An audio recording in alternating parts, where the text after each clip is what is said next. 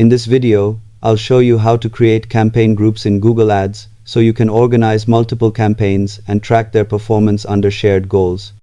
Campaign groups are useful when you want to monitor several campaigns together, especially if they contribute to the same objective such as conversions, spend targets, or return on ad spend.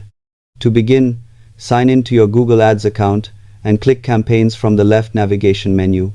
When the panel expands, select Campaign Groups to open the Campaign Groups page.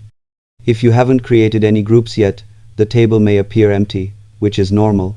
To create a new one, click the plus icon and enter a clear name that represents the campaigns you plan to group together. Next, choose the campaigns you want to include, which can be different campaign types as long as they support the same goal. After that, define performance targets such as spend, conversions, or efficiency metrics to help track progress across the group. These targets mainly help with monitoring results rather than changing bidding settings. Once everything looks correct, click Create, and your campaign group will appear in the list for ongoing tracking. Subscribe for more simple and practical Google Ads tutorials.